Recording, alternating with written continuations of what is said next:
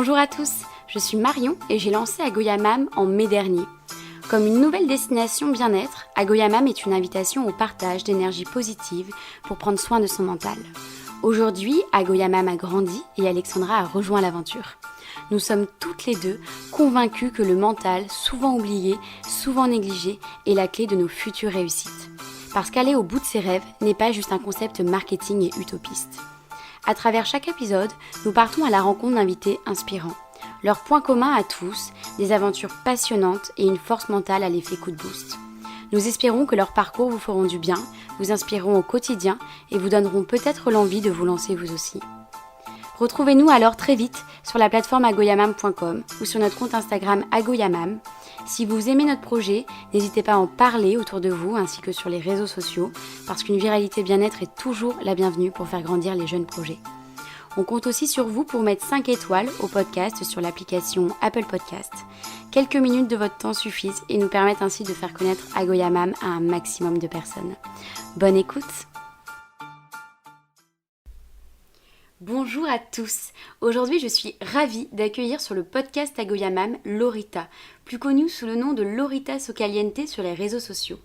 Coach certifiée, Laurita partage quotidiennement avec des milliers de femmes des conseils pour s'épanouir et s'orienter vers une vie plus saine.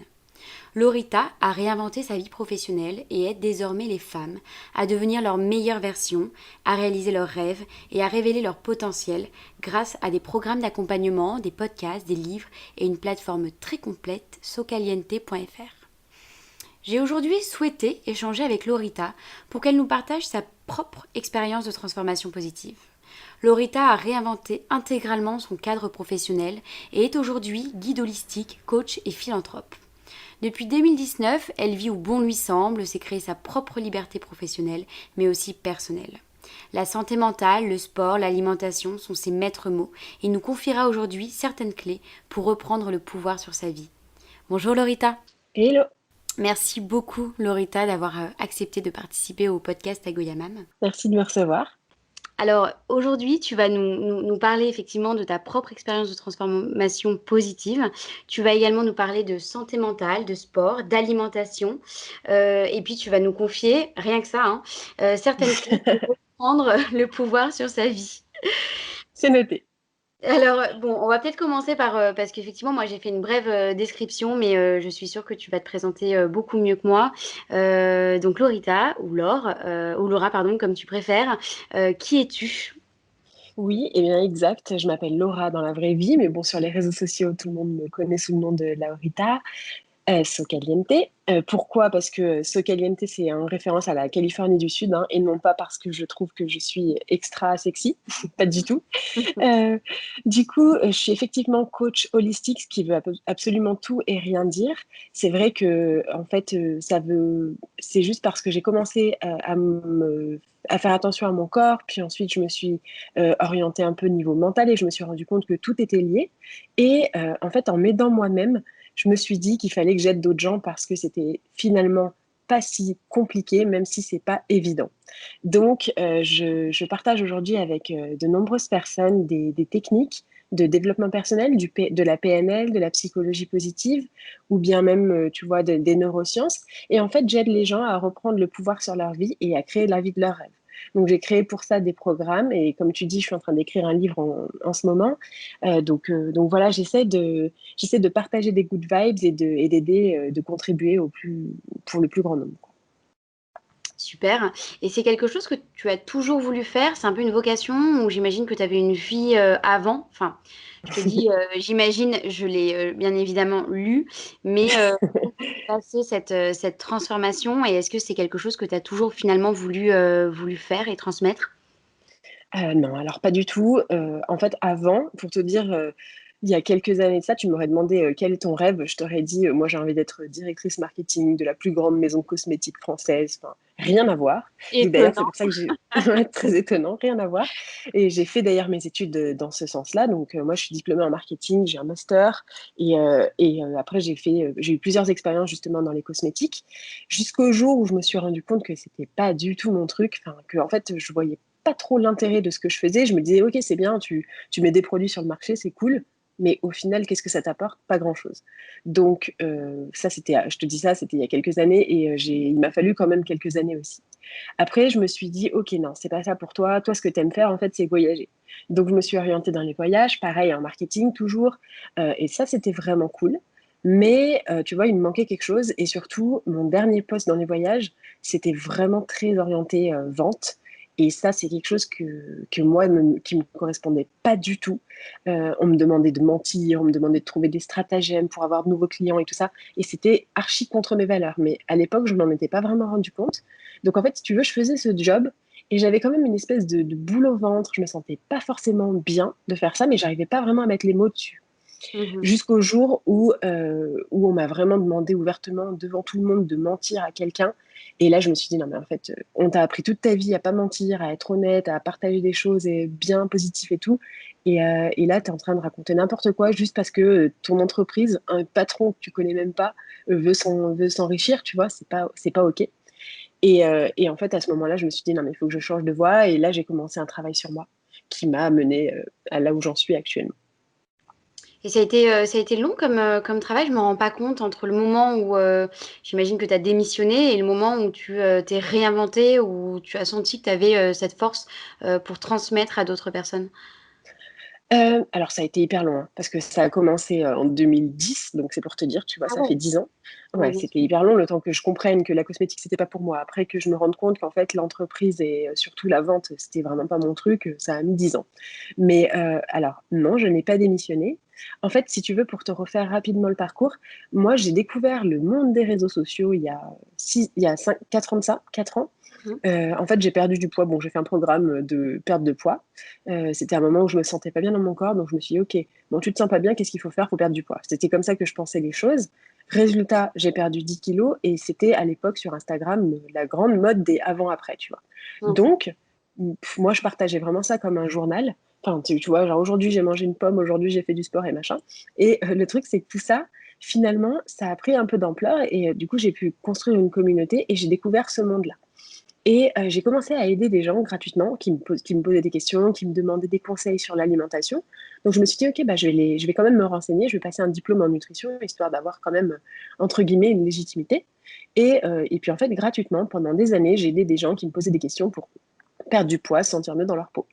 Donc, je savais déjà que ça, c'était quelque chose que j'aimais faire parce que c'est ce que je faisais en dehors de mon job, tu vois, mon job de vie dans la journée, quoi. Mhm. Donc ça, je le savais, mais j'avais pas encore, je me suis jamais posé la question. Enfin, j'avais un énorme syndrome de l'imposteur, mais je pense qu'on en parlera plus tard. Donc je me suis dit, mais qui suis moi pour donner des conseils? Enfin, ok, ça a marché sur moi, mais est-ce que ça va marcher sur d'autres? Donc j'avais toujours ça dans mon coin de la tête, mais finalement, j'en ai pas fait grand-chose jusqu'au moment où l'année dernière, bah donc entre-temps, je suis partie aux États-Unis parce que c'est quelque chose que j'avais toujours eu envie de faire et dans une entreprise, pareil, où je devais vraiment faire de la vente, j'avais des gros territoires à gérer, c'était horrible. Et, euh, et en fait, ils m'ont virée quand j'ai annoncé ma grossesse, parce que bah, en fait, c'est une industrie hyper masculine et qu'ils ont le droit, donc ils l'ont fait.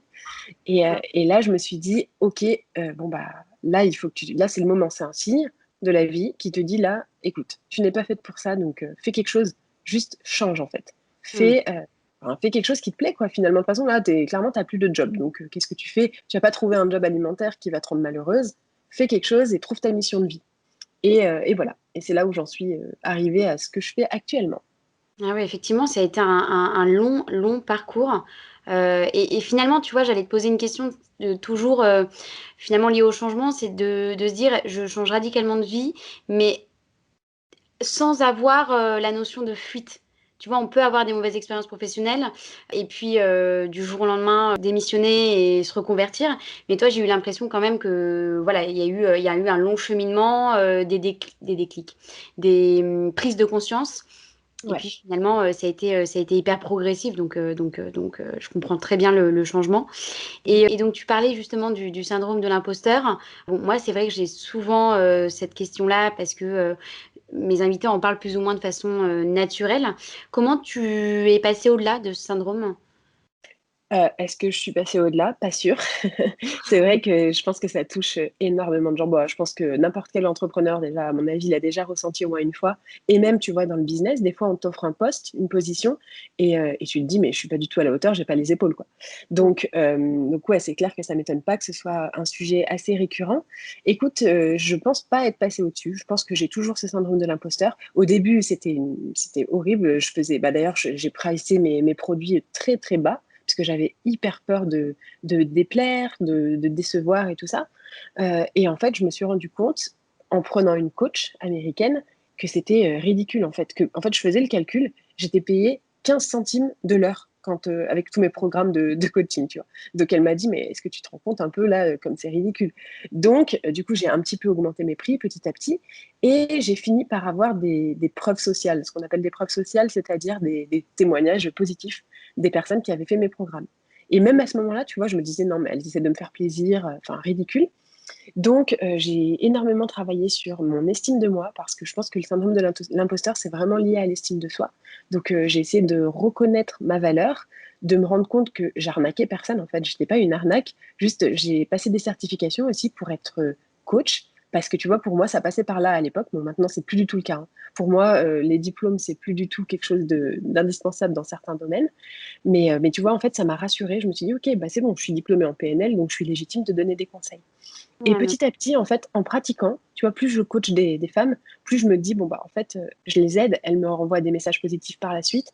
Et ça m'a rassurée et ça m'a aussi confirmé que c'était vraiment ce que je voulais faire et ce que j'arrivais à faire, ce que je savais faire, quoi. Mmh. Et du coup, t'as réussi à en vivre? Alors, oui, j'ai réussi à en vivre pour la simple et bonne raison que je me suis diversifiée dès le départ. Ce qu'il D'accord. faut absolument pas faire. Tu vois, tout le monde te dit il faut avoir une seule offre et se concentrer sur une offre. Et en fait, j'avais tellement peur justement de manquer d'argent que je me suis dit non, moi, je veux tout faire en même temps. Donc, j'ai lancé mon programme de coaching en France sur la confiance en soi. Mais comme j'avais aussi un diplôme en nutrition, eh bien, j'ai aussi lancé bah, du coaching en nutrition aux États-Unis uniquement. Parce que je me suis dit qu'elles en avaient peut-être plus besoin. C'est complètement ridicule, mais je me suis dit ça. Et résultat des courses, en fait, bah, oui, j'ai réussi à en vivre, mais par contre, ce que l'histoire ne dit pas, c'est que j'étais complètement sous. Je travaillais matin, midi, soir, la nuit, et en fait, j'avais énormément de boulot, puisque je prenais des personnes individuellement, donc le coaching individuel, ça demande énormément d'investissement. Mmh. Donc oui, j'ai réussi à en vivre, mais j'avais plus de vie, clairement. Donc c'est pour ça que j'ai pris une coach qui m'a un peu repositionnée, qui m'a dit calme-toi bien, reprends ton souffle, et juste essaie de faire quelque chose de plus décent, quoi. Mmh. En plus, tu étais maman du coup, à cette époque? Eh ben, à cette époque, j'étais enceinte, donc ça allait, D'accord. j'avais encore le temps, ouais. Mais maintenant, heureusement que j'ai pris le temps de me poser et de revoir mes offres parce que là, effectivement, je suis maman. Et comme avec le Covid, c'est impossible de faire garder son enfant aux États-Unis puisque c'est un petit peu virulent, eh bien, je n'ai plus du tout autant de temps qu'avant. Donc, du coup, il a fallu ruser un petit peu. Ouais, j'imagine. Et alors c'est marrant parce que tu vis aux États-Unis, mais pourtant tu communiques en français, sur tes différents assets, digitaux. Comment ça se fait du coup? Ta clientèle est quand même française et tu gères à distance? Exact. Alors, d'abord, pour commencer, je parle anglais et français sur mon Instagram, sur mon blog aussi. Effectivement, mes podcasts sont en français et ma vidéo YouTube aussi parce qu'en fait, j'avais commencé comme ça à la base. Parce que D'accord. quand j'ai commencé, j'étais en France. Donc, je me voyais pas switcher et perdre toutes les personnes qui parlent pas anglais. Par contre, comme je te dis, j'ai aussi des clientes américaines et je suis en train de commencer à un peu me diversifier aux États-Unis. Je suis en train de traduire mes programmes aussi pour pouvoir le proposer à toutes les personnes qui parlent anglais. Donc ça prend beaucoup de temps. Mais effectivement, mon but, c'est quand même de m'étendre aussi ici, puisque c'est quand même ici que j'ai envie de vivre plus tard. Donc oui, ça fait sens. C'est vrai que ma communauté, elle a grossi d'abord en France. Donc forcément, bah, je me suis adaptée. Ouais, bien sûr. Et alors d'ailleurs, une question qui me vient, comme ça, mais j'imagine que la clientèle, enfin les demandes, les aspirations sont différentes entre, tes clientes françaises et tes clientes américaines? Ouais, totalement. Ouais, Ben, c'est vrai que je me suis rendu compte que les Françaises, bon, et même les Français, parce que j'ai aussi des clients français, mais sont très. En fait, j'ai l'impression qu'ils ont vraiment très envie tu vois, de créer la vie de leurs rêves, de vivre leur vie, de reprendre le pouvoir sur leur état émotionnel, d'avoir confiance en eux, d'avoir de l'estime d'eux-mêmes et tout. Je pense que c'est vraiment plus axé développement personnel, ou alors peut-être que c'est parce que je me positionne comme ça aussi, je sais pas. Et par contre, aux US, c'est beaucoup plus dans avoir du temps pour soi. tu vois. J'ai l'impression que les gens sont vachement plus sous l'eau, qui travaillent énormément. D'ailleurs, c'est la différence que je fais entre la France et les États-Unis. Je dis pas que les Français travaillent pas, hein, attention. Je dis juste que, tu vois, en entreprise ici, bah, les gens mangent devant leur ordi, ils arrivent à 9 heures, ils partent à, je sais pas, ils partent à 18 heures, mais après, le soir et le week-end et les vacances, ils sont toujours sur leur téléphone. Il n'y a pas de... Tu vois, j'avais un concept dans ma boîte ici qui s'appelle Unlimited Holidays. Donc, tu te dis, OK, bon, bah, j'ai des vacances illimitées, c'est trop bien. Mais en fait, tu as des vacances illimitées à partir du moment où tu es d'accord pour avoir ton ordi et ton téléphone. Et en fait, j'ai l'impression qu'ici, ils n'arrivent pas vraiment à décrocher de leur job, comme les entrepreneurs, en fait. Ils n'arrivent pas à se dire, OK, là, je suis en week-end, c'est pas grave, enfin, on me parlera lundi, quoi. Et du coup, je pense que c'est pour ça que ici, j'ai vraiment ressenti ce besoin de juste de temps pour soi. Genre la méditation, c'est ultra en vogue ici. Tout ce qui est yoga et tout ce qui est sport et tout, c'est vraiment des façons pour eux se reconnecter à eux-mêmes, en fait. Donc c'est Ouais, vraiment la différence que je fais entre les deux. et toi, j'imagine que tu encourages justement les vacances où tu décroches totalement de ton quotidien. Un peu la Et oui, digital tout à fait. detox. Non, mais évidemment. Ah ouais, et j'ai fait une digital detox d'ailleurs. J'ai viré toutes les newsletters parce que je m'étais inscrite à des newsletters. Des fois, je regardais, je disais, mais pourquoi je souscris à ce truc, quoi? Ça m'intéresse pas du tout.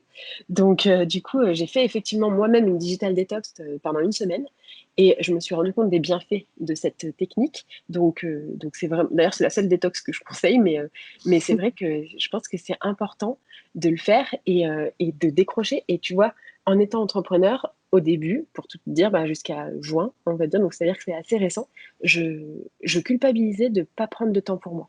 Pardon, de prendre du temps pour moi. Je culpabilisais, je me disais, bah, je suis en train de gâcher des minutes où je pourrais travailler, tu vois. Alors que en soi, le but quand même, c'est de travailler pour pouvoir après se payer de la liberté, quoi. C'est clair. Donc c'était complètement pas le bon mental. C'est clair, mais je comprends le dilemme entre ces 2 et du coup, les États-Unis, alors qui ont été, bon, nous, ça a fait beaucoup de ravages, mais alors les États-Unis, là-bas, ça a été, c'est d'ailleurs encore actuellement, catastrophique en termes de crise sanitaire avec le Covid. J'imagine que ça a été, qu'il y a eu un véritable impact sur le mental des Américains, des Américaines, en l'occurrence. Mhm. Du coup, tu as été, aussi sollicitée pour ce genre d'accompagnement? Ouais, carrément. Alors c'est vrai que ici, vraiment la catastrophe. Bah, tu vois, moi, je suis confinée depuis bah, mars. Donc Ouais. là, on est en août. Bah non, on est en septembre. Donc ça commence à faire un peu long. Effectivement, c'est une cata et ça a vraiment joué sur le mental, mais pas seulement parce que, tu vois, il y a eu la crise sanitaire, etc. et il y a eu un confinement, mais aussi et surtout parce que il y a beaucoup d'Américains et d'Américaines qui ont perdu leurs emplois. Parce que tu vois, ici, clairement, tu peux te faire virer, bah, tu as bien vu, hein, tu peux te faire virer Ouais, du jour au lendemain. c'est clair. L'entreprise ne paye rien. Donc, en fait, si le business marche pas, bah, on te dit au revoir, quoi. Et du coup, je crois que ça se compte en millions hein, de personnes qui ont perdu leur job. Et du coup, bah, c'est très difficile de remonter la pente, surtout que maintenant, on va trouver du boulot. Alors, Donald leur a donné un petit coup de main puisqu'il a fermé les frontières à tous les nouveaux visas d'autres personnes, enfin, tu vois, des personnes étrangères. Donc, il a préféré aider les Américains à retrouver du job, mais c'est pas évident. Puis la crise est toujours là, du coup. Donc c'est vrai que ça, j'ai été beaucoup sollicitée sur j'ai perdu mon job, comment je vais faire financièrement. Euh, et après, il y a aussi pas mal de personnes qui ont perdu leur job et qui se sont dit, ok, bah, j'ai perdu mon job, c'est le moment, comme moi à l'époque en fait, c'est le moment, il faut que je me réinvente, il faut que je retrouve quelles sont mes valeurs, il faut que je me réaligne. Donc ça a été aussi bénéfique pour mon business finalement. Bon, bah, écoute, je croise les doigts. En tout cas, Merci. effectivement, c'est toujours hyper compliqué, et puis là, je pense qu'il y a aussi un vrai souci avec cette crise sanitaire, sur le moral de la plupart des personnes, c'est vraiment gérer l'incertain, quoi. C'est-à-dire, c'est Ouais, difficile de planifier, de se projeter, de vouloir construire de nouveaux projets parce qu'il y a toujours un peu le maître mot, oui, mais Covid. Donc on ne sait pas, en fait, ce que demain sera fait. Et c'est clair. je pense que ça fait peur à beaucoup de personnes. Mhm. Et je voulais revenir sur un point, donc du coup tu communiques également via Instagram. Donc moi c'est une plateforme qui m'intéresse parce que je trouve enfin qui m'intéresse, ouais, qui m'interpelle parce que je vois beaucoup de coachs personnels et de guides holistiques qui choisissent ce canal en termes de communication. Mais en même temps ce réseau, je trouve qu'il est pas mal remis en question parce que il y a quand même cette dictature du bonheur où c'est très orienté sur l'image et du coup il faut montrer qu'on a une vie finalement la plus parfaite possible, de toujours montrer le positif. Est-ce que, et d'ailleurs c'est souvent un réseau social qui rend peut-être plus malheureux qu'heureux. Comment tu arrives à finalement détourner cette dictature du bonheur en véhiculant évidemment des énergies positives sans tomber dans le cliché de dire ben, regardez à quel point ma vie est parfaite parce que je trouve que c'est pas du tout le message que tu véhicules et il y a vraiment cette sincérité et cette transparence. Comment tu arrives à détourner ce paradoxe dans tes communications? Alors je suis assez d'accord avec toi que c'est paradoxal. D'ailleurs, si tu regardes mon compte, il y a des photos qui sont plutôt, on va dire, réfléchies et en même temps, tu vois, tu as l'impression que je passe ma vie en maillot de bain sur la plage et alors et si tu lis les descriptions, tu vas te rendre compte qu'en fait, pas du tout. Enfin, oui, Ouais, je passe ma vie en maillot de bain sur la plage, mais c'est pas ma vie n'est pas faite que de vagues et de sable, machin, tu vois? Pas du tout. En fait, moi, j'ai pris le parti d'écrire des descriptions, un peu plus poussé que juste un hashtag et un emoji, tu vois. Donc, en fait, tout se passe dans les descriptions de ce que j'écris et je préfère, en fait, je me confie et je m'ouvre et je pense que je fais preuve aussi de vulnérabilité et c'est pour ça qu'à mon avis, ça plaît parce que je te dis, quand je suis en galère, j'explique que voilà, là, en ce moment, je suis sous l'eau, que si vous m'entendez pas parler, bah, c'est parce que ma fille, elle hurle derrière, enfin voilà. Et je pense que le fait de pouvoir un peu combiner les deux, parce que oui, on va pas se mentir, Instagram, c'est quand même une plateforme qui est faite à la base pour la photographie. Donc, si tu mets des photos de toi, le noir, ben, tu vois, dans le noir, alors qu'il fait mauvais dehors, enfin voilà, ça va pas être beau et ça va pas attirer l'œil. Donc, mm, effectivement, je pense qu'il faut quand même, il faut avoir un espèce de mélange et il faut pas non plus, et surtout, je dirais qu'il faut pas s'identifier à ce que tu vois sur Instagram. Parce que mm, franchement, c'est 1% de ce que vit une personne, quoi. Et puis, bien sûr. enfin, c'est facile d'avoir l'air beau, d'avoir l'air sympa. Il y a des applications, j'ai vu récemment, qui te font des abdominaux. Genre, tu Mm, peux avoir, enfin, vraiment, ça te dessine des abdos, quoi. Incroyable. Bref, donc en fait, je pense que faut pas se fier à ça. Et quand tu dis que ça rend plus malheureux qu'heureux, je pense que ça dépend vraiment. Il faut choisir aussi qui est-ce qu'on suit. Et du coup, pour faire écho à la digital detox dont je te parlais, je pense que les gens devraient regarder les personnes qui le suivent et se dire est-ce que cette personne me sert ou est-ce que c'est juste de la curiosité un peu malsaine ou tu vois un truc que tu suis une personne de télé-réalité juste parce que tu aimes bien sa vie mais au final elle t'apporte pas grand-chose. Voilà, je me dis que c'est aussi il faut faire preuve de jugeote et de choisir en fait correctement les personnes que tu suis. ouais, c'est clair. Non, non, mais c'est clair. Mais en tout cas, enfin, tu le fais très bien et bravo parce qu'effectivement, c'est très esthétique et en même temps, il y a cette sincérité qui touche. Franchement, bravo pour ce beau travail. Mais alors du coup, Merci. Laura, il y a des moments down, des baisses de morale, de motivation, j'imagine parfois dans ta vie. Comment tu gères ces émotions par rapport à ce statut que tu dois avoir aussi en tant que coach et en développement personnel? Alors, pour moi, être coach, en fait, tu peux être coach et ça ne veut pas dire que tu as une vie parfaite, ça ne veut pas dire que tu es, à 100% heureuse et que tu as jamais d'émotions négatives. Évidemment que tout le monde, parce qu'on est humain, tout le monde a des émotions négatives. Donc, du coup, en fait, moi, je les accueille. En fait, j'ai une coach, pour te dire, j'ai la coach que j'ai aux États-Unis, elle est coach en émotions. Donc, j'ai beaucoup travaillé là-dessus et en fait, j'accueille mes émotions négatives et je les laisse venir. Tu vois? Je sais que, par exemple, quand tu as pas de motivation, qu'est-ce que je fais? Je me fous devant Netflix, je mange des M&M's et j'attends que ça passe, quoi. Et donc évidemment, faut pas que ça dure 3 mois, parce que sinon ça peut faire des ravages. Mais je me mets pas trop de pression sur les émotions parce qu'en fait, une émotion finalement, c'est juste une émotion et ça fait pas de mal finalement. C'est pas forcément agréable, mais ça ne fait pas mal. Donc les émotions négatives, je les gère plutôt pas trop mal puisque je les accueille et après, j'essaie de rebondir au plus vite. Après, j'ai aussi des petites astuces motivation qui sont par exemple d'écouter des podcasts. J'assiste aussi à des conférences, donc je ne sais pas si tu connais, c'est un outil qui s'appelle Eventbrite, qui propose dans ta ville ou dans n'importe quelle ville tous les événements gratuits de développement personnel. Donc quand tu vois, quand tu as une baisse de motivation, tu peux aller voir un speaker un peu inspirationnel qui va te rebooster. Je regarde aussi beaucoup de reportages, je lis des livres aussi de développement personnel, et ça, je ne sais pas pourquoi, ça me donne toujours ça me rebooste en fait. Je me dis, Ouais. ok, bon, t'étais pas bien, du coup, puisque t'es pas bien, lis un truc de quelqu'un qui est bien, et du coup, ça me redonne un peu le moral, quoi. J'avoue, c'est canon. Bah, en tout cas, merci pour le tips, parce que franchement, c'est hyper intéressant. J'ai regardé la plateforme Ouais. et est-ce que tu as des rituels, est-ce que d'ailleurs tu es une personne qui a justement des rituels dans ta journée qui te permettent un peu de structurer? Surtout quand on est entrepreneur, bah, de ritualiser un peu ses journées? Ouais, j'avais des rituels, depuis que j'ai ma fille, beaucoup moins, mais j'avais des rituels qui me permettaient d'avoir, déjà l'esprit clair. Donc, chaque matin, j'ai lu le Miracle Morning, je pense que tu dois en avoir Bien entendu sûr. parler. Ouais, ouais. Et du coup, ça a été, bon, je dirais pas une révélation parce que je suis pas tout à fait d'accord avec tout ce qu'il dit. Mais Ouais. par contre, effectivement, le fait de, tu vois, par exemple, se lever à 5 heures, pour moi, ça, tu te lèves à Ouais. 5 heures ou à 6 heures, ça n'a aucun enfin, ça n'a aucun impact négatif, quoi. Mais du coup, bah, ce que je fais, c'est que je fais 30 minutes chaque matin de méditation, affirmation positive. Je me tiens aussi droite devant mon miroir et je me tiens dans une posture dominante pour justement reprendre confiance en moi. C'est quelque chose que je t'invite à faire chaque matin. Tu verras, ça, tu restes 2 minutes dans une position de superwoman là, et tu vas Ouais. voir que ça booste à fond la confiance en soi. Aussi du sport, évidemment, parce que bah, sans ça, j'implose. Ouais. Donc ouais. Voilà, donc ouais, j'ai des petits rituels comme ça. Et après, quand vient la nouvelle lune et la pleine lune aussi, je fais des rituels. Bah, tu vois, je pose mes intentions et puis je me place mes objectifs pour le cycle à venir. Parce que je crois vraiment qu'on est très liés à la lune, nous les femmes en tout cas. Donc ça m'aide pas mal aussi. Et puis ça me permet aussi d'avoir un rendez-vous avec moi-même. Et c'est pas mal des fois. C'est clair. Bah, du coup, tu pourrais nous en parler un peu plus concrètement de ces impacts-là sur nous en tant que femmes, les impacts Ouais, de la... alors ouais, les impacts de la lune, bah, c'est sûr que toutes les femmes ont une énergie masculine et féminine en elles. Et du coup, la lune, c'est l'énergie féminine.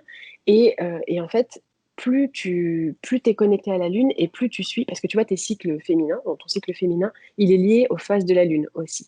Et du coup, il y a des moments où, par exemple, tu n'es pas du tout, je sais pas, tu te sens un peu à plat. Juste avant tes règles, tu te sens un peu énervé ou tu te sens un peu pas bien. Bah, Mhm. c'est pas le moment, clairement, où tu vas commencer à méditer, où tu vas faire des choses créatives. Tu vois, c'est le moment où tu vas avoir envie de bouger, de perdre, comment dire, dépenser, j'arrive pas à parler, de dépenser ton énergie, etc. Quand vient la phase de tes règles, bah, tu vas être un peu plus down, tu vas être plus ça va être un moment d'introspection. Et donc, clairement, si tu commences à lancer un projet ou si tu dois relever un gros challenge à ce moment-là, bah, tu vas pas être au top de ta forme. Ça va être le moment où il va falloir faire des activités un peu plus créatives, plus t'allonger, te reposer, etc. Et en fait, il y a plein de personnes qui ne connaissent pas ça. Et le problème, c'est que quand tu agis contre ton cycle et le cycle de la Lune, bah, du coup, tu es contre-productif, en fait. Donc, c'est pour ça que je pense que c'est important au moment de la pleine lune, de la nouvelle lune, de se poser, de prendre un peu de temps pour soi aussi. Ouais, c'est clair, hyper intéressant. Ça m'intéresse en ce moment beaucoup, donc je lis pas mal de choses là-dessus. Mais Ouais. merci en tout cas pour ce partage. Petite intro. Ouais, non, mais c'est clair. Je voulais te demander si tu te souvenais de ta, j'imagine que c'est marquant, de ta toute première cliente. Ouais, je me rappelle d'elle. C'est hyper drôle. Cette première cliente, c'est une fille qui était avec moi à l'école, enfin pas à l'école, on va dire à l'université quand je travaillais à Londres. Et j'ai vu son nom affiché, tu sais, dans machine à acheter votre programme. Et je me suis dit, mais Ok. c'est trop bizarre. Elle aurait pu me contacter. Tu vois, bon, on se connaissait bien quand même. Tu vois, on a passé pas mal de soirées ensemble et tout. Donc j'étais hyper surprise. Et je me suis dit, mais attends, mais même si les gens que je connais m'achètent mon programme, ça veut dire que, enfin, tu vois, ça a dû, au moins j'ai bien communiqué dessus, quoi. Et du coup, bah, ça a été hyper marrant parce que du coup, c'est toujours, enfin, c'est toujours une pote, hein, finalement. Et ça a été quand même challenging parce que tu vois, coacher une amie, c'est beaucoup plus difficile. Quand je coach des personnes, je suis pas là pour leur faire plaisir, tu vois. Donc, si jamais Bien ça les bouscule, bah, à la limite, tant mieux parce que mon but, c'est aussi de casser un peu les anciens schémas de pensée. Mais du coup, je me suis retrouvée dans une situation un peu, bah, j'avais envie de lui dire des choses, mais en même temps, je me suis dit, mais comment je vais faire pour lui dire? Donc, j'ai essayé de mettre le fait qu'on se connaisse de côté. Et finalement, ça s'est très bien passé. Et aujourd'hui encore, bah, on est en contact. Et du coup, elle a quand même réussi à changer de vie, à déménager, à démissionner aussi. Donc, finalement, ça s'est bien passé. Mais tu vois, sur le moment, j'avais quelques appréhensions quand même. Ouais, j'imagine. Mais alors d'ailleurs, donc, ta première cliente, c'était bon, finalement quelqu'un de ton cercle, on va dire, de connaissances. Et après, comment tu as réussi à aller au-delà avec des personnes, justement, c'était du bouche à oreille, ça a été, comment tu as réussi à passer du cercle des connaissances aux personnes qui, justement, ne te connaissaient pas du tout avant? Ouais, alors c'était une connaissance, mais elle me suivait sur Instagram, hein, parce qu'on n'avait pas d'autres liens tu vois, je sais pas comment elle m'a trouvée, mais voilà. Ah Et, ouais, d'accord. euh, oui, et ben en fait, déjà parce que j'ai une communauté Instagram qui m'a suivie depuis un moment, donc du coup, je pense qu'elles ont confiance. Donc, ça a été mes premières clientes. Et après, aux États-Unis, bah, ça s'est vraiment fait de façon hyper anodine comme ça. En fait, j'étais à la salle de sport et il y avait une autre coach de sport, une coach de sport vraiment, qui donnait des conseils à une fille. Et cette fille, on a un petit peu échangé, qui m'a finalement dit qu'elle cherchait un coach. Donc, je lui ai dit, bah, ça tombe bien, je suis coach. Et en fait, j'ai créé mon réseau dans ma ville, comme ça, avec du coup du bouche à oreille, justement, et bientôt des publicités Facebook. Bon, là, je te dis bientôt parce que ça, j'ai découvert un monde complètement parallèle. On se doute pas du tout de ce qui se passe sur Facebook. Mais voilà, donc là, je suis en train de me former à ça, mais c'est pas évident. Et je pense que c'est comme ça que je vais acquérir mes nouveaux clients. Ouais, je comprends. Parce qu'il y a toujours un peu cette frontière entre bon, bah, les recommandations de personnes qu'on connaît à justement toutes nouvelles clientes. Et là, j'imagine que ça fait quand même un vrai step dans le business où on se dit, ça y est, je commence à avoir une certaine notoriété et même une certaine légitimité qui est approuvée. Ce serait quoi, du coup, ta vision du développement personnel et de la psychologie positive dans nos sociétés actuelles? Même si on a des envies très différentes d'une culture à l'autre, la place et le besoin de cette quête, plutôt, de transformation positive. Alors, je pense que effectivement, il faut enfin, moi, pour moi, le développement personnel devrait avoir toute sa place et partout, dans n'importe quelle culture, parce que finalement, qu'est-ce que ça veut dire? Ça veut dire qu'on se développe personnellement et qu'on s'améliore, tu vois. Donc, je vois pas quelle culture serait contre ça. Donc, pour moi, ce serait vraiment important que chaque personne prenne du temps pour lui, mais même ne serait-ce que 30 minutes par jour. Quand je bossais dans des entreprises, je me disais, mais tu te rends compte, là, tu bosses 10 heures, voire 12 heures dans une boîte pour quelqu'un que tu connais pas et pour toi, tu te trouves des excuses à te dire, j'ai même pas 30 minutes pour faire du sport, j'ai pas le temps. Le nombre de personnes que j'entends dire, j'ai pas le temps de faire du sport, j'ai pas le temps de méditer, j'ai pas le temps de manger bien, j'ai pas le temps de. Et en fait, je trouve que le temps, c'est devenu vraiment quelque chose de, enfin, une espèce d'excuse, alors qu'en vrai, on a tous 24 heures dans la journée, et je pense que au moins 30 minutes de ces 24 heures devraient être allouées au développement personnel. Et comment je le vois, moi, je pense qu'il faudrait faire tomber les tabous. Si tu me demandes vraiment pour avoir de la psychologie positive, il faut déjà arrêter d'avoir des tabous et arrêter tu vois, par exemple, l'argent, le sexe, la religion, enfin, tout ça, c'est hyper tabou et ça bloque, à mon sens, le développement personnel. Ouais, c'est vrai. Après, j'imagine que le développement personnel est déjà bien ancré sur le territoire américain. Plus que Ouais, nous en France. Nous, en France, on commence depuis, allez, un an ou deux. Et encore, le confinement, je trouve que ça a fait vraiment une vraie accélération. Mais aux mm. États-Unis, j'ai l'impression que ça fait bien 10 ans que c'est vraiment ancré dans la culture américaine. Ouais, c'est clair, c'est ancré depuis longtemps. Puis tu vois, je pense que les vrais pionniers du développement personnel, comme Tony Robbins ou Brooke Castillo, par exemple, Mm. c'est vrai que eux, ils sont là depuis super longtemps. Et donc oui, eux, ils ont déjà fait un peu le travail, si tu veux, ils ont un peu labouré le terrain. Donc c'est vrai Ouais. que pas mal de personnes commencent à s'y intéresser. Quoique, je pense que c'est plutôt dans les grandes villes, parce que tu vois, dans les plus petits villages, des trucs comme ça, c'est pas encore très développé. Mais je pense que ça va être pareil en France, tu vois, les gens à Paris, peut-être qu'ils sont à fond à Lyon, à Bordeaux et tout, mais peut-être que dans les petits villages, un petit peu moins pour le moment. Mais tu vois, ça va se répandre au fur et à mesure. Mais c'est vrai qu'avec le confinement, ça a eu un boost incroyable. Le nombre de personnes qui sont devenues coach pendant le confinement, c'est Ah, bah incroyable. ça, c'est clair. Mais après, tu vois, moi, j'ai quand même toujours le. Il y a coach et coach. Je trouve que toi, ça a été quand même. T'as eu. Même si je sais que le diplôme ne fait pas tout, mais tu as eu quand même des formations qui ont été solides pour justement accompagner. Et il y a beaucoup de personnes qui se sont inventées coach pendant le confinement parce que quelque part, j'ai l'impression que ça sonne bien, mais avec Mm. moins de conviction et moins de choses à partager que toi, comme ta démarche, tu l'expliques assez bien. Et d'ailleurs, c'est pas du jour au lendemain. Ça s'est fait de façon très progressive. Ouais, c'est sûr que ça s'est fait de question progressive. En fait, le problème avec le métier de coach, entre guillemets, c'est que il n'y a pas de enfin, il y a pas de certification, il n'y a pas de réglementation. Donc en fait, toi, demain, si tu as envie d'être coach en, je sais pas, en nutrition végane, bah, tu peux l'être et personne ne viendra te dire, maintenant, tu n'es pas coach, en fait. Alors oui, il y a des diplômes, oui, il y a des certifications, mais elles ne sont pas reconnues par aucun État. Donc en fait, tu vois, c'est juste pour se rassurer soi-même ou aussi pour avoir des compétences et des connaissances, tu vois. Clairement, Mm. quand tu passes un diplôme, c'est pas, non, c'est pas forcément pour le diplôme, mais c'est aussi pour avoir des outils à partager, des choses comme ça.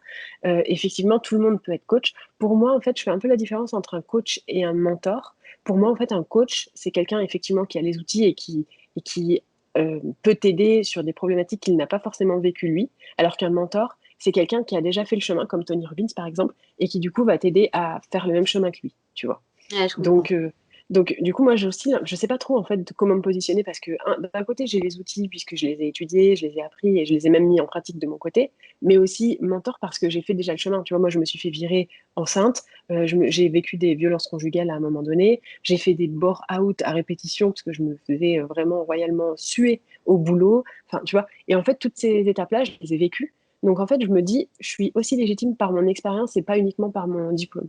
Et je pense que si quelqu'un, par exemple, si jamais, je te donne un exemple, si tu souffres de troubles du comportement alimentaire et que tu as réussi à t'en sortir, bah, je pense que tu peux être un mentor là-dedans, tu vois. Et tu n'as Mm. pas besoin de diplôme puisque tu as réussi à t'en sortir avec des techniques qui te sont propres et qui ont marché pour toi. C'est marrant ce que tu dis avec ton exemple. Alors, je sais pas, hein, mais c'est exactement moi ce que j'ai vécu. Ok. Ça a été un long chemin, et je me suis pas fait accompagner, mais effectivement, j'en suis sortie et j'en suis très contente parce que ça a été vraiment un Moi, long tu chemin. m'étonnes. Mais oui, oui, c'est des choses que tu gardes pour toi parce que tu te dis que personne ne vit forcément la même chose. Et en fait, c'est vrai que c'est quelque chose que je pourrais partager bah, typiquement sur Agoyamam. Donc je vois vraiment la différence et c'est très très clair. Et on n'a pas trop parlé de mental.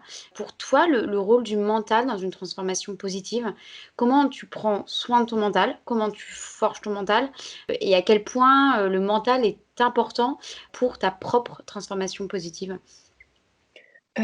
Alors pour moi, le mental, ça fait tout. Pour moi, c'est de là que tout part, de ton cerveau, de ton subconscient, de tout. En fait, c'est tellement complexe et je pense que toutes nos actions, elles partent à la base d'une pensée. Donc, tu vois, donc ma coach qui s'appelle Brooke Castillo, elle explique quelque chose de très clair. Elle explique que dans ta vie, il t'arrive des circonstances. C'est des événements neutres. Donc, par exemple, il pleut. Bon, bah voilà, c'est une circonstance. Et en fait, toi, de ces circonstances, tu vas en créer une pensée et cette pensée, elle va être appliquée, elle va être générée avec le filtre que tu as de la réalité. Et Mm. de cette pensée va découler une émotion, parce que c'est tes pensées qui créent des émotions. Tes émotions vont générer des actions qui vont enclencher un résultat. Bon, je te le détaille pas pendant trois plombes parce que c'est très compliqué et tout, mais globalement, c'est comme ça que ça se dessine. Et en fait, moi, je suis absolument convaincue que quand tu gères tes pensées, parce que tu peux contrôler les pensées que tu as, eh bien, toute ta vie change. Tu changes ton résultat finalement de ce modèle, justement. Et donc, en fait, pour moi, travailler sur ses pensées, c'est indispensable et c'est pas si difficile que ça. Si par exemple il pleut, tu peux soit décider de te dire pénible, j'avais prévu de faire des choses et maintenant je peux pas les faire, ou alors tu peux choisir de penser quelque chose d'aussi vrai mais tout aussi positif, c'est-à-dire ben, il pleut, ok, c'est pénible, mais c'est pas grave parce que ça me permet d'être devant Netflix, de me mettre sous mon plaid et de boire des chocolats chauds, tu vois. Et en Mm. fait, c'est deux pensées qui sont vraies, mais en fait, en fonction de la façon dont tu vas voir les choses et tu vas choisir de vivre ta vie, eh ben, tu vas générer un résultat positif ou négatif, tu vois. Donc pour moi, le mental, c'est vraiment la base de tout et je pense que enfin, on devrait tous se concentrer un petit peu là-dessus. Et comment booster son mental? Bah, comme je te disais, tu assistes à des conférences, tu écoutes des podcasts, tu lis des livres de développement personnel, tu t'introspectes aussi. Écrire, c'est pas mal parce que je trouve que c'est une belle thérapie. Quand tu laisses, quand enfin, par exemple, tu te mets devant un cahier et t'écris tout ce qui te passe par la tête, bah, tu vas voir en fait ce qui se passe par ta tête. Ce que je conseille aussi à mes clientes, c'est de méditer pendant uniquement 3 minutes et pendant les 3 minutes, à la fin, de me noter toutes les pensées qu'elles ont eues. Donc ça peut être, tiens, j'ai pas fait la liste de courses, est-ce que, enfin, tu vois, parce qu'en fait, ton mental est tellement chargé, hein, et il y a tellement un flot de pensées incessant que parfois, ça fait du bien de se poser et de juste observer qu'est-ce qui se passe dans ta tête, tu vois. Et à ce moment-là, tu vas te dire, bah ça, c'était peut-être vraiment pas utile, et tu vas pouvoir faire le tri ensuite de tes pensées. Mm. Hyper intéressant. Bah écoute, moi je note pas mal de choses, donc je pense que les auditeurs seront hyper contents d'avoir autant de bons tips à se faire. J'imagine que tu sens que tu es à ta place aujourd'hui, que tu te sens libre. Ce serait quoi tes prochains rêves? Enfin, les rêves Oui, de demain, plutôt. alors, les rêves de demain. Oui, bah, je suis à ma place et alors libre, oui et non, parce que tu vois, tout le monde te dit l'entrepreneuriat, tu es libre, tu fais ce que tu veux, tu vas où tu veux, mais tu es libre dans la mesure où tu travailles, quoi. Si tu travailles plus, tu plus libre en fait. Donc, Mm. tu es quand même un peu obligé de toujours te réinventer, de toujours créer de nouvelles choses et tout, parce que sinon, bah, en fait, tu t'es complètement obsolète et assez rapidement. Donc, la liberté, tout est relatif. Mais oui, mes prochains rêves, bah là, actuellement, je suis en train de créer une marque de vêtements. Euh, donc, à la base, c'était censé être biodégradable. Et je suis en train de me rendre compte petit à petit que c'est très challenging. Donc, du coup, ça va être une partie recyclée des plastiques qu'on trouve dans les océans. Donc, tu vois, ça va être des maillots de bain qui sont faits en filet de pêche et en. Mais bon, quand je te dis ça comme Ah non. ça fait vraiment pas sexy. Mais en vrai, la matière, ça va être du filet de pêche et des plastiques des océans pour éviter justement de reconsommer des ressources. Et les maillots de bain vont être très sympas avec. Enfin, tu vois, ça va être des maillots de bain comme tu trouves chez Zara et tout, mais sauf que ça va être une matière un peu plus éco-friendly. Hmm. Et à côté de ça, je suis aussi en train de créer une marque de vêtements de yoga. Et là, ça va être des vêtements, des matières naturelles qui seront biodégradables. Donc, ça va permettre en fait de ne pas polluer plus, on va dire. Donc là, ça, c'est mon prochain challenge, mais qui va arriver d'ici mars. J'ai aussi organisé des séminaires qui ont été un petit peu mis en attente à cause du Covid, mais ça va arriver aussi. Et mon prochain rêve, c'est d'organiser une retraite de développement personnel slash humanitaire. Donc ça, c'était pareil, censé arriver début février 2021. Bon, avec le Covid, j'ai envie de te dire qu'on va éviter. Donc, je pense que c'est décalé, mais ça serait vraiment mon rêve parce que je pense que ça allie absolument toutes mes valeurs, quoi. Ouais, c'est clair. Et humanitaire, tu as des idées de causes que tu aimerais mettre en avant justement pendant ces retraites? Ben, en fait, moi, mon cœur oscille entre la préservation des océans, des mers et tout ça, et les animaux, parce que je pense il y a vraiment beaucoup d'animaux sauvages en voie de disparition, et je trouve que c'est important de se concentrer là-dessus, parce que j'ai envie que, tu vois, nos enfants et notre planète connaissent encore les éléphants, encore les baleines, encore tout ça. Donc, ce serait d'abord une retraite humanitaire, sûrement en Afrique ou en Asie, pour préserver, ben, tu vois, les réserves ou aider à soigner les animaux, enfin, des choses comme ça, quoi. Canon. Bah écoute, tu m'en parleras parce que moi je serais typiquement très intéressée pour Ouais. rejoindre ce type de projet. Ouais, parce que c'est bien le développement personnel, parce que je trouve que on a un chantier introspectif énorme, mais en plus de rattacher à une cause qui est un peu plus altruiste, je trouve que c'est justement un beau duel et un beau couple plutôt que duel. Est-ce que tu aurais on arrive à la fin du podcast, est-ce que tu aurais une belle histoire, une belle rencontre à nous partager, que ce soit passé au cours de ta carrière de coach, de mentor ou même dans ta vie? Ouais, bah, mon mentor, c'est Brooke Castillo, sans hésiter une seule seconde. En fait, un jour, je suis tombée sur une pub Facebook, on revient toujours à ces pubs Facebook, d'elle, qui expliquait qu'elle avait un programme de self-coaching et également une certification, si tu veux devenir coach. Et donc du coup, j'ai pris d'abord un call avec elle pour un peu comprendre, ce qu'il en était, et j'ai été, mais séduite, mais à 100. En fait, tout ce qu'elle me disait, j'étais là: «Ah, mais comme c'est pertinent, oh là là, mais elle est géniale et tout». Et en fait, je pense que c'est elle qui a changé complètement ma vie. Aujourd'hui, je peux le dire parce que c'est elle qui m'a donné envie de devenir vraiment coach, à 100 et d'être sûre de ce que je voulais. Et également, elle m'a donné des clés pour gérer mon mental. Et ça, je pense que, enfin, c'est ce que j'essaie de transmettre maintenant aussi, qu'en fait, c'est vraiment tellement puissant de pouvoir gérer son mental comme ça qu'en fait, ça te fait voir la vie en rose, quoi. Canon. Bah, Mmh. on a envie d'en savoir plus du coup Ah dans un bah, écoutez, épisode. ouais. Bah, génial. Et du coup, moi, la question finale que je pose à tous mes invités, c'est, alors bien sûr, à chaque fois, au cours du podcast, il y a plein de messages qui sont déjà passés. Mais si tu avais un dernier message à passer à la communauté Agoyamam, donc je rappelle, c'est une communauté de personnes qui ont plein de rêves, qui ont des rêves plein la tête, qui ont plein d'envies, de challenges, et qui auraient besoin d'un petit coup de boost pour justement aller au bout de leur projet. Quel serait ce message? Alors mon message, ce serait que l'inconfort, c'est la monnaie de votre rêve.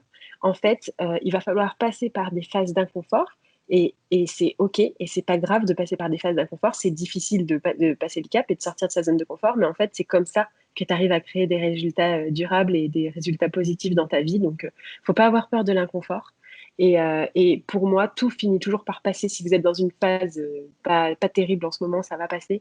Et il suffit de se donner les moyens et vous avez toutes les clés en vous, j'en suis persuadée. Super. Merci beaucoup Laura pour cet épisode, pour tous ces messages, pour ton temps et ton énergie. Merci beaucoup à toi et beh, écoute, à très vite sur les À- réseaux sociaux sûrement. ouais, à très vite Laura. Au revoir. J'espère que ce nouvel épisode d'Agoyamam vous a plu. Merci beaucoup à vous de nous écouter, d'être à chaque fois de plus en plus nombreux. Si vous aimez notre projet, n'hésitez pas à en parler autour de vous et à nous partager votre ressenti. Retrouvez-nous sur la plateforme agoyamam.com ou sur notre compte Instagram agoyamam pour ne rater aucune bonne énergie. Et nous espérons que toutes ces bonnes ondes vous permettront d'accomplir au mieux vos projets pro, mais aussi perso, et surtout vous fileront un sacré coup de boost. À très vite.